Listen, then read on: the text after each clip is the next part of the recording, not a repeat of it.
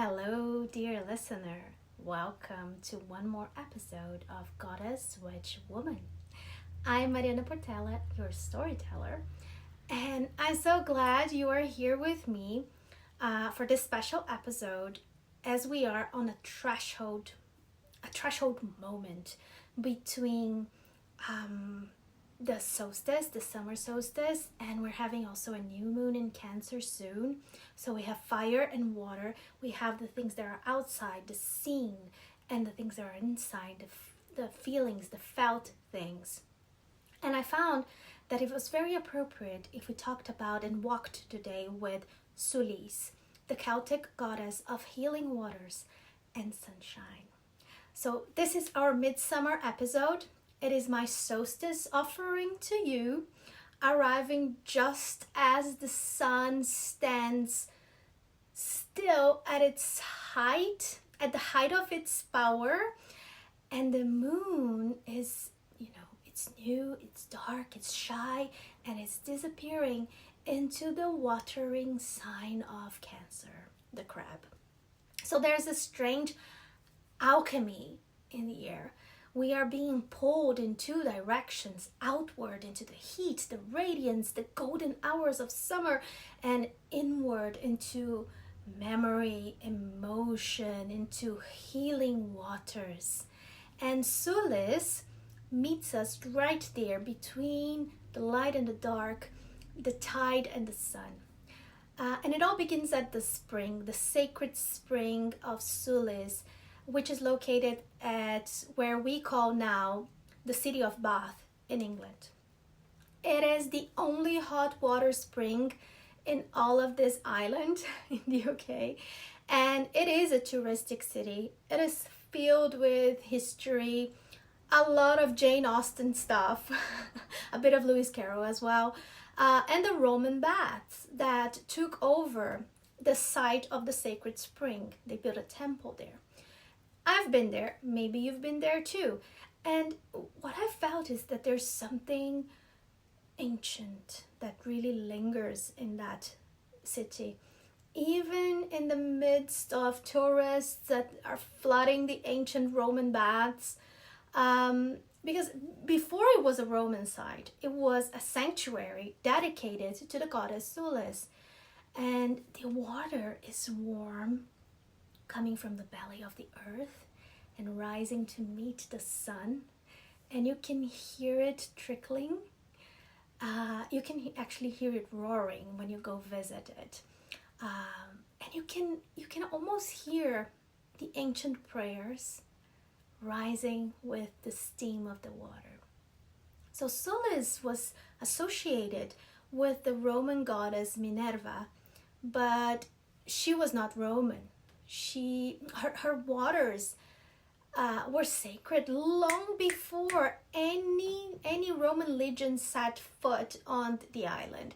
When the Romans arrived around the 1st century CE, they were impressed by the power and the devotion that Sulis was inspiring. And then instead of replacing her, they merged her with Minerva, which is the goddess of wisdom and strategy for the Romans. So they transformed that site into the temple of Sulis Minerva, which is very rare for Romans to do. They syncretized the goddess. And I think it's perhaps they were a little intimidated. They couldn't simply ignore her and change her name. And it came as a surprise to me. Well, not really a surprise, but I was disappointed to see that the museum that the baths are now does not really mention Sulis properly. It explains the Roman conquest of that space, and it is said that it was probably a temple of a Celtic deity. But these are well documented historical and archaeological facts. So the fact that they don't mention that Sulis was a goddess before Sulis Minerva is very weird for me. But it is also telling of colonization and whatever. It didn't really matter to me because I sat down near the water and I had taken a little pouch with crystals with me. So I blessed the crystals in the water. I made an offering. I prayed and I sang to the goddess. And I could still feel her presence even through the centuries, the dust, the stone, the colonization, and the touristic feet treading around her waters. She is still there. And she is a goddess of healing, of sovereignty, of protection. And she is wonderful. She's solar and she's also watery. She's a rare combination. She is a reminder that healing is not linear and it's not always gentle. Usually it's not gentle healing. Sometimes it comes as this scalding heat. It comes as a light that is so bright you have to squint. And it comes in truth. That's boiling truth from boiling waters. And she is that connection. I always see her as this connection of the darkest water and the brightest of lights. She's so interesting. And her temple was also a place where people would inscribe their prayers and curses on small lead tablets that were found later there.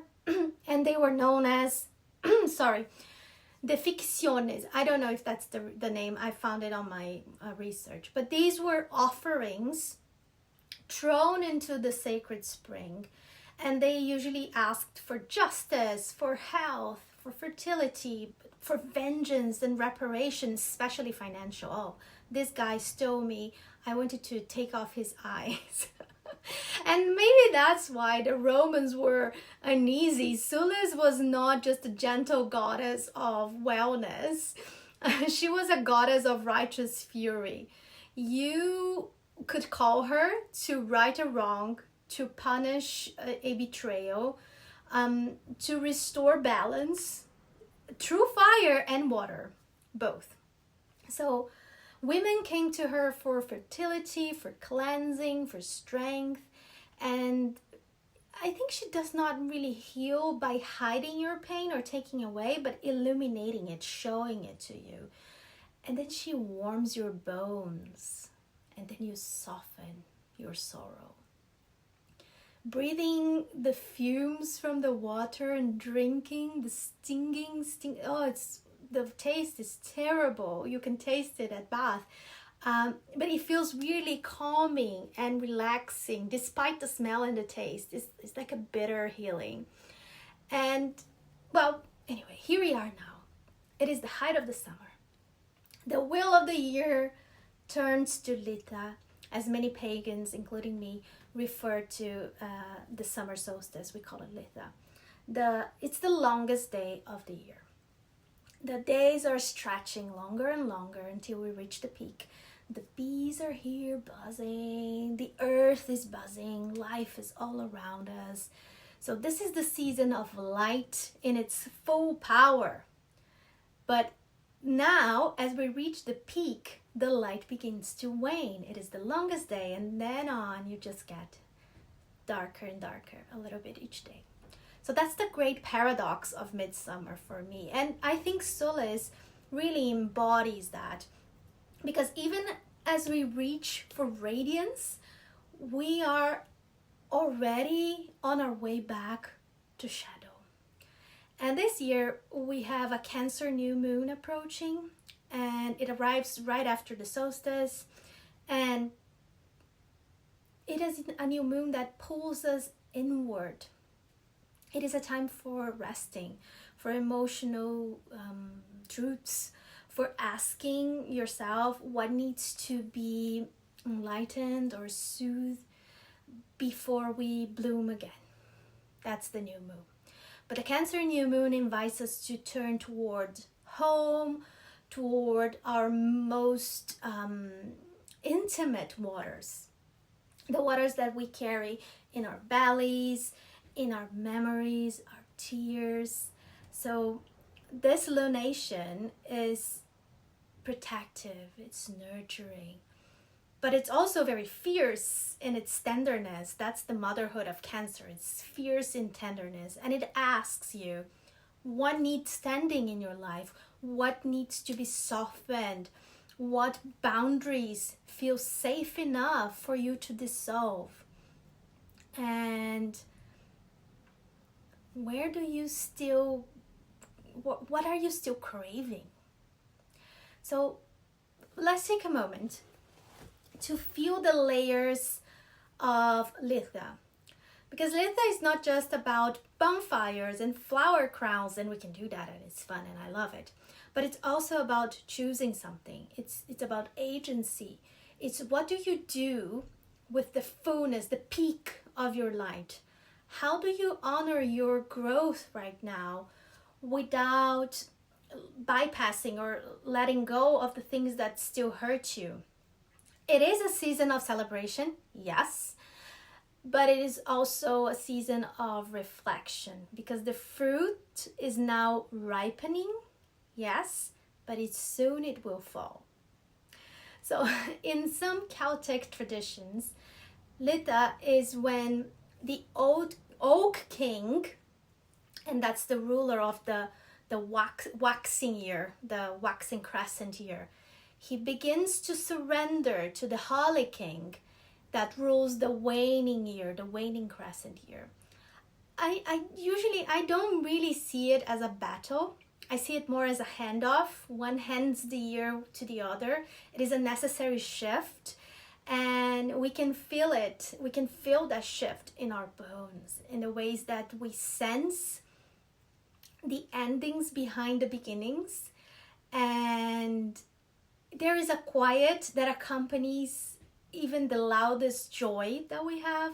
This too shall pass. I have it tattooed on my wrist for a reason. Joy will pass and sorrow will pass. So what do we do with all of this? This contradiction, this paradox, this convergence? I think we do what women have always done. We sit at the edge of the spring. We light candles or bonfires and we listen to nature and to ourselves. We remember that the same sun that scorches the earth also ripens the fruit, and that the water can flood and can also bless. And that we, in ourselves, we carry that fire and that water. We are fire and we are softness and tenderness. So this is my invitation to you. I suggest that in the longest day, you enjoy the sun, but then you put your feet in a bowl of warm water.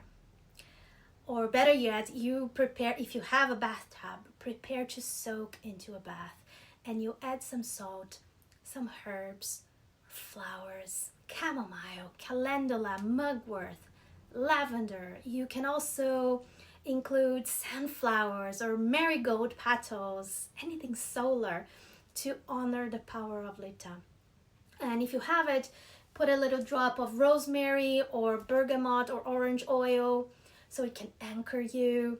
You can have citrine or carnelian stones or crystals at the edge of your bath or even your hands while you soak in, so they can bring you warmth and courage. Gold or orange candles, if you have them. White also works. Some summer fruit or a little bit of honey or sweet tea on your tongue. And then you close your eyes and you ask Sulis to soak with and within you. Speak out loud what you are healing, what you are letting go, and what you want to invite in. And if nothing comes, let silence be enough. It's holy nothing, the santo nada. We are at the sacred spring. You are held. You are held by the goddess, or you are held by the waters, you are held by the fire. And here are some prompts, some things for you to sit with if they feel good to you. What would it mean to choose a radiant presence instead of constant productivity? What stories about healing do you need to unlearn? And by that I mean, what do you think healing looks like? And what does it actually look like? What does it mean to feel safe inside your own inner waters? And where does your light need protection and not exposure? Thank you for being here with me in this temple of story and sound and water and light. May the light of Sulis find you. May the waters of healing rise within you. And may this new moon bring softness and clarity in equal measure. And if this episode touched you somehow, please share it with someone you love. Leave a comment either on Substack or whatever you were listening to this. Your words really help this circle grow. And until next time, blessed Litha, blessed new moon, and blessed be.